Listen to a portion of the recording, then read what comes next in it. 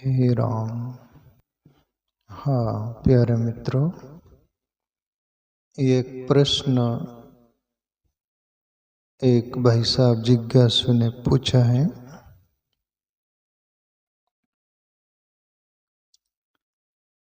कि जिंदगी में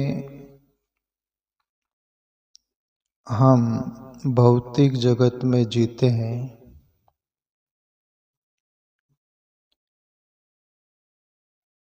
भौतिक जगत में भी किन्हीं का सहारा लेकर जीना पड़ता है।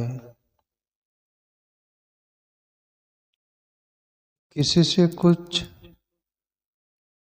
सीखना पड़ता है जो जिंदगी में काम आता है, हमारे जीवन में भी हर एंगल से। जैसे कि कोई भी फैक्ट्री हो, मिल हो, और कोई भी उद्योगपति हो, उसका जो कारोबार होता है उसके बारे में हमें जानकारी, नॉलेज हो तो हम भी वो कर सकते हैं। एक तरह का ये भी भौतिक जगत में, जैसे हर बात के लिए आप इसको ले लीजिएगा। इस अंदाज में वो पूछ रहे हैं कि भौतिक जगत में हम किसकी संग करें और किसकी ना करें। दूसरी बात उन्होंने पूछा कि आध्यात्मिक जगत में भी हम कौन सी संग करें, कौन सी ना करें। जिसको ले लो तो भले लोगों की, साधु संतों की, जो आचार्य लोग होते उनमें से किसकी संग करे आखिर, जो आध्यात्मिक जगत में भी उन्नति हो और भौतिक जगत में भी। भौतिक जगत में हम जीते हैं, वहाँ भी हमें रोटी रोजी चाहिए, सुख सुविधा चाहिए, एक नॉलेज चाहिए, जानकारी चाहिए, जिससे हम भौतिक जगत में भी आगे बढ़ सकें, जिसके लिए किसके आगे हाथ फैलाना न पड़े, ऐसे इस अंदाज में हम जी सके, उनका कहने का तात्पर्य।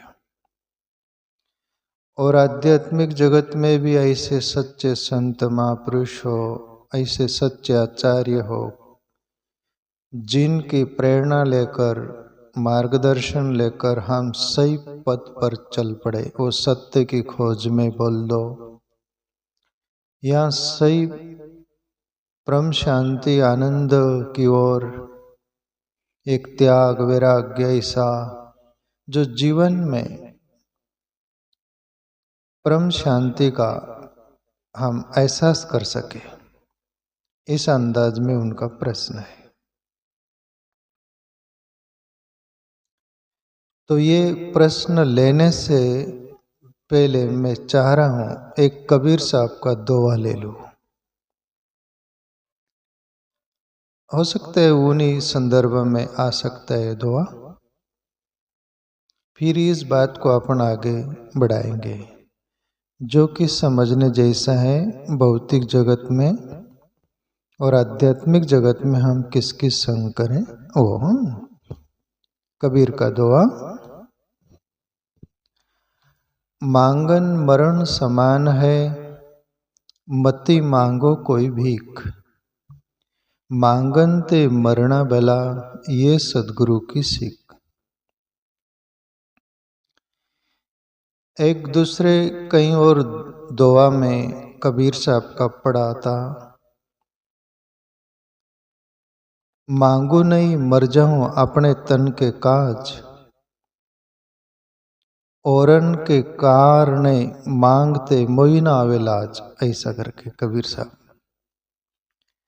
बोले, मैं मांगू नहीं, मर जाऊंगा अपने तन के लिए, पर दूसरों के लिए यदि मुझे मांगना पड़े, मांगना पड़े, तो मुझे कोई शर्म और लाज नहीं आएंगी।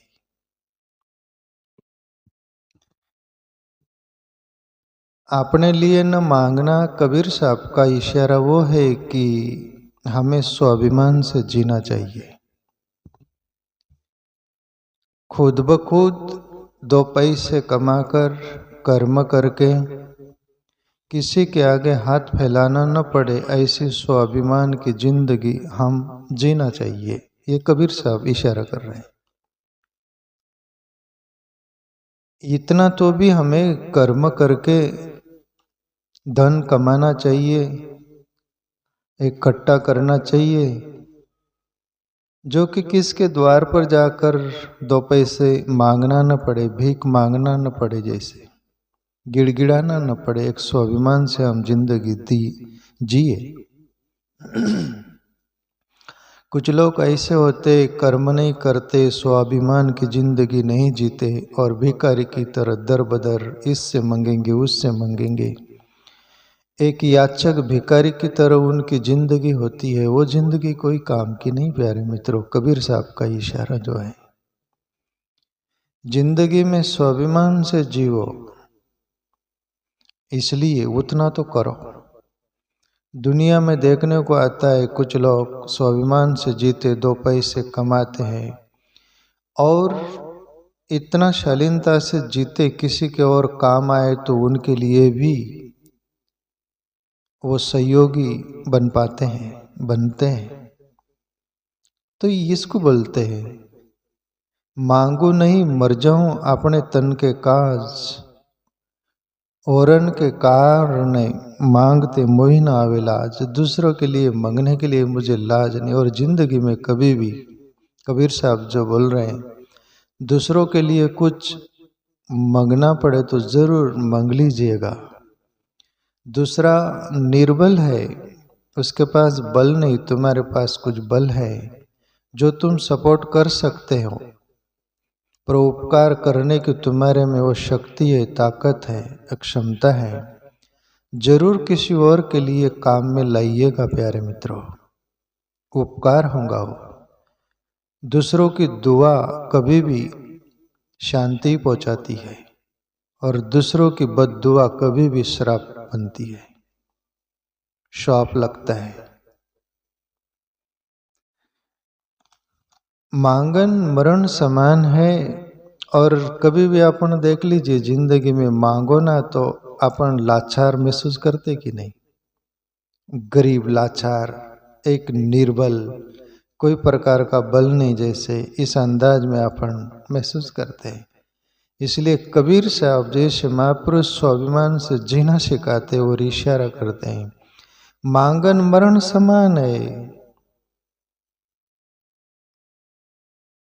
और कभी भी जो मांगता है ना, उसका हृदय, मन, बुद्धि सिकुड़ी हुई रहती है। और जो देता है ना, उसका हृदय फैला हुआ प्रसन्न मन, वो आनंदित रहता है, जैसे वो दाता की तरह देता है। तो इसलिए जो मांगता है ना, उसका जीवन उस समय मरा मरा ही जैसा रहता है। कबीर साहब बोल रहे हैं, मांगन मरण समान है, मति मांगो कोई भीख। प्यारे मित्रों, एक आध्यात्मिक जगत से लेकर भौतिक जगत में परमात्मा ने हमारे अंदर इतनी वो सभी कुछ कैपेसिटी दी है, सभी कुछ जीने के लिए साधन दिया है, जो कि तुमको किसके आगे हाथ फैलाना न पड़े।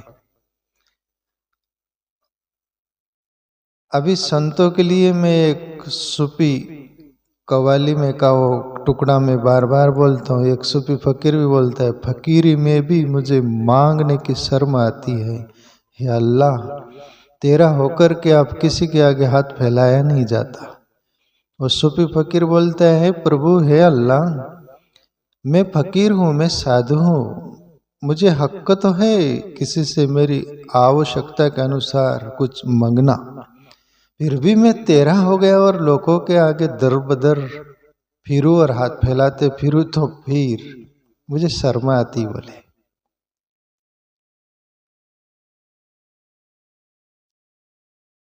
तो यही स्वाभिमान से जीना।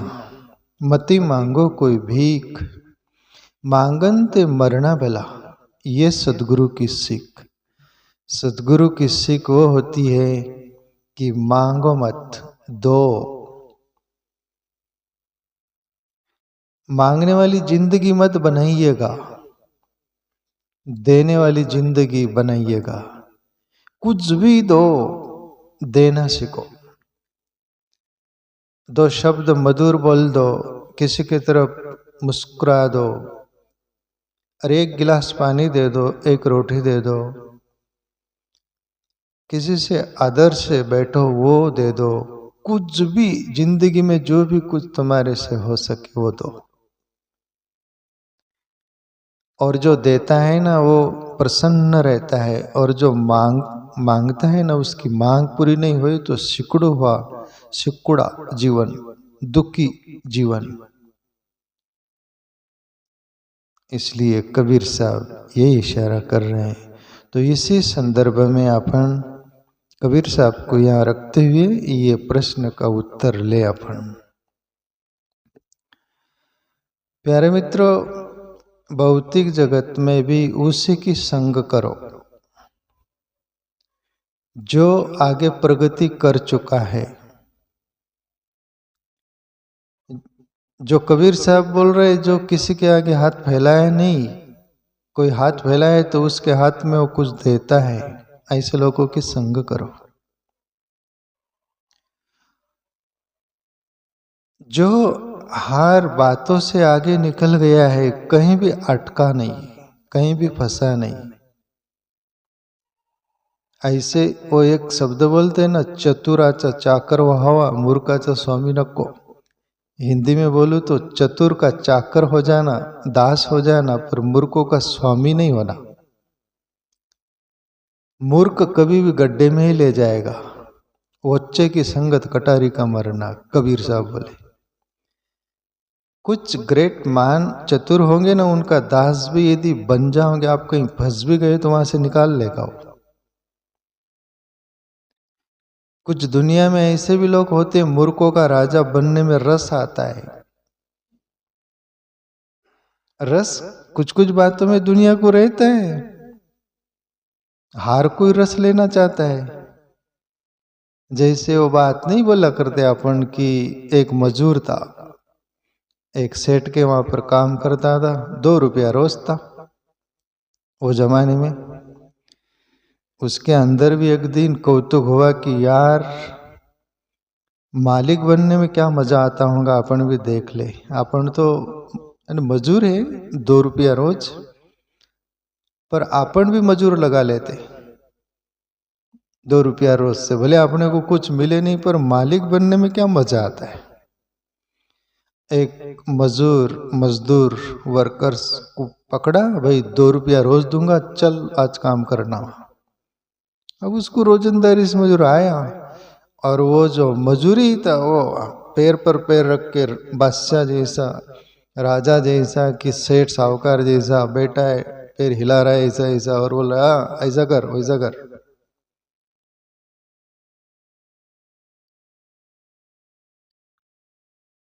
तब वो शाम हुई, वो मजूर बोला तू भी तो मजूरी है यार, तुझे क्या मिलेगा ये सब कर रहा है। अरे यार यही तो मजा आ रहा है, बोले मुझे सेठ बनने का और मालिक बनने का। मुझे कुछ न मिले पर ये मालिक बनने का मजा आ रहा है।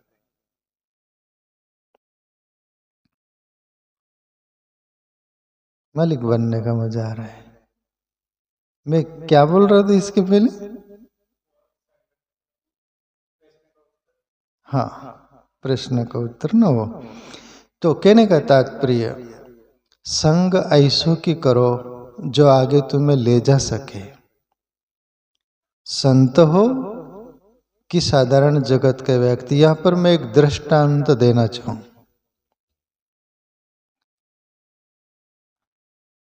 एक व्यापारी था बंजारा, बनज व्यापार करते थे पहले। बंजारा बैल जो होते हैं ना, बलद बोलते हैं ना, बैल, बनज व्यापार करता था वो बंजारा, और उसके नौकर भी थे। और राजस्थान से दिल्ली की ओर बहुत बैलों पर मुल्तानी मिट्टी बोलते ना, वो लाद कर बेचने के लिए दिल्ली साइड में आ रहे थे वो। बंजारा यानी बनज व्यापार करते थे ये लोग सब। बंजारा इतने बेलों पर मिट्टी लाद रखे हैं सब कुछ, तो आते आते कुछ गांव लगे, वहां पर दोनों बेलों पर बराबर मिट्टी जो लादी जाती ना, बैलेंस, तो कुछ गांवों में एक तरफा बेल तरफ जो मिट्टी थी वो बिक गई, एक तरफा वजन रह गया। आप सोच में गिर गए वो कि करना क्या, बेल पर कैसे। तो वो जो मालिक था सेठ, नौकर बोले कि मालिक ये क्या करना चाहिए। मालिक ने बोला कि राजस्थानी जो रेती है ना, ये वाळवंट वाला जो, उसको एक तरफा भर लो बोले। अब नौकरों को बोला, वो नौकर भर लिए बेल पर, दोनों तरफ बराबर हो गया।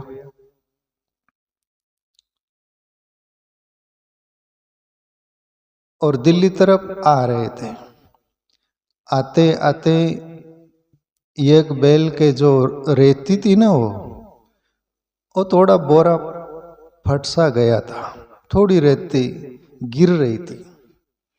एक दिल्ली तरफ से एक व्यक्ति आ रहा था, वो देखा, वो बोला कि भैया ये रेत क्यों भर रखे बेल पर, और ये क्यों, क्या है मामला ये सब।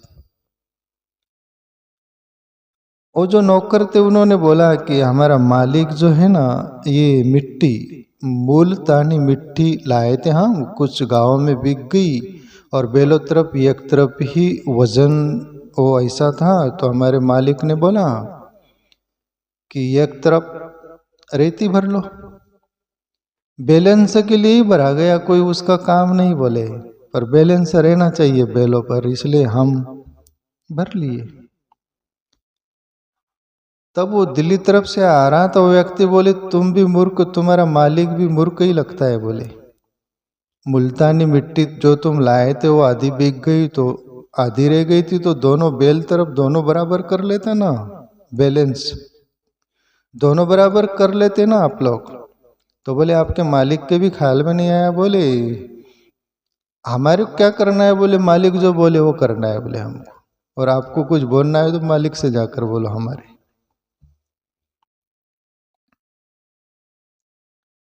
वैसा वो बोले ठीक, मैं आपके मालिक को से बोलता हूँ, आपका जो मालिक है। और मालिक के पास गए, वो बोले कि ये जो बेलों पर आपने रेत लादी है एक तरफा, मुल्तानी मिट्टी खत्म हो गई थी, कोई ले लिया था, तो एक तरफा ही रह गई थी, तो दोनों आधा आधा कर लेना चाहिए था ना आपको। वो मालिक जो था व्यापारी, वो बोला कि इसके पहले मैं आपसे पूछ लो आप कहाँ से आए। बोले मैं दिल्ली से आ रहा हूँ। बोले दिल्ली क्यों गए थे, तो बोले मैं भी व्यापार करने गया था, कुछ धंधा करने गया था, कुछ पैसे कमाया भी, पर बीमार बुखार हो गया तो उसमें पैसे खर्च हो गए, व्यापार में टोटा आ गया सब कुछ, तो वहाँ रहना कैसा क्या, इसके लिए मैं दिल्ली से अपने गांव तरफ जा रहा हूँ। बोले तो उस मालिक ने बोला और नौकरों से कि इसकी बात मानो मत, बोले ये रेती रहने दो, रेती भी ले चलो दिल्ली तरफ। ये आदमी की सुनना नहीं। बोले ये आदमी की इसलिए नहीं सुनना कि जिसको व्यापार करते नहीं आया उसमें टोठा आ गया, व्यापार बिजनेस करने गया था, सब कुछ करने गया तो उसमें टोटा आ गया और वापस घर लौट रहा है, तो इसकी मति गति तो ठीक है कि वो मिट्टी आधा आधा कर लेना था, पर ये आगे नहीं बढ़ पाया। बोले ये जो व्यापार को आगे बढ़ा या नहीं, बोले वहां पर पीछे हो गया। बोले वो यानी टोटे में आ गया, तो इसकी क्या सुनना। बोले इसकी सुनना नहीं। और दिल्ली तरफ गए, कहते हैं दिल्ली में जगह ली थोड़ी सी, वहां पर मुल्तानी मिट्टी एक तरफ रख दी, एक तरफ रेत, और बिकने लग गई मुल्तानी मिट्टी। अब रेत भी पड़ी थी, तो वहां का एक राजा था दिल्ली का, उसको कोई बीमारी हो गई,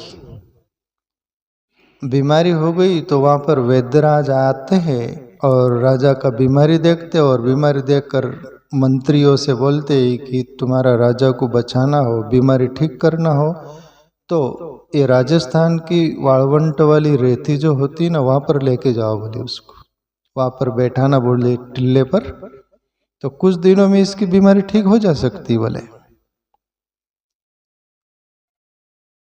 मंत्री बोले कि इतनी दूर राजस्थान ले जाने पेक्षा दिल्ली में ही कहीं रेत बिकती होगी राजस्थान की, तो क्यों न वहाँ देख ले।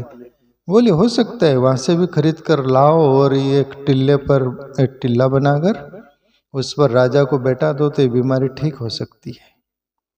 और हुआ ऐसा, मंत्री वो सब गए वहाँ से खरीदने के लिए, तो यहाँ पर मुल्तानी मिट्टी भी थी रेत भी थी।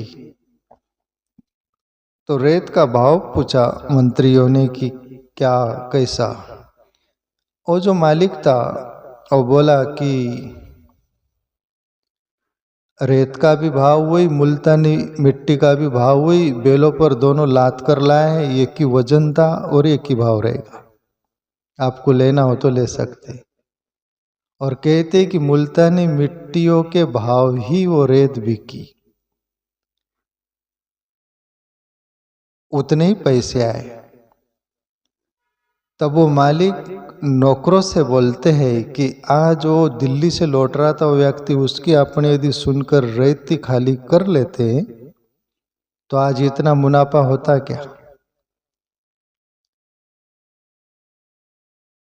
इसलिए बोले जिंदगी में जिसको व्यापार करता नहीं आता, कोई भी बातों में आगे बढ़ने का उसमें हुनर नहीं, या उसकी मति गति उस ढंग की नहीं है, जो टोठे में जाती हो उसका कभी नहीं सुनना, उसका संग भी मत करना, जो अपन भी टोठे में जा सकते हैं बोले। इसलिए उसी की सुनो जो आगे प्रगति कर रखा है। तो ये जो व्यक्ति प्रश्न जो पूछ रहे उनका मैं ये बोलना चाहूँ कि ये भौतिक जगत में भी आप उसी की संग करिए जो आगे निकल गया हो, हर व्यापार में, धंधे में, हर बातों में, जो टोटो में लाश में आते हो उनकी संग करके तुम्हारा भी वैसी गति होगी। अब आध्यात्मिक उन्होंने बोला कि आध्यात्मिक जगत में कैसा हम संग करें, तो जो साधु संत हो, भले जो अच्छी संग होती है आचार्यों की, साधु संतों के, ऐसे लोग जो आध्यात्मिक जगत में उन्नति किए हैं, साधन भजन करके, आत्मचिंतन करके उस आत्म तत्व का अनुभव किए, कुछ न कुछ जिंदगी में पाया है उन्होंने, ऐसे साधु संतों के, आचार्यों की ही संग करनी चाहिए। छोटे मोटों की ऐसी की नहीं करना, जो कि उस अनुभव तक वो पहुंचे नहीं, उस परम आनंद तक वो पहुंचे नहीं, उस ज्ञान तक वो पहुंचे नहीं, वही एक बीच में अटके हुए, तुम उनकी संग करोगे तो तुम भी अटक जाओगे,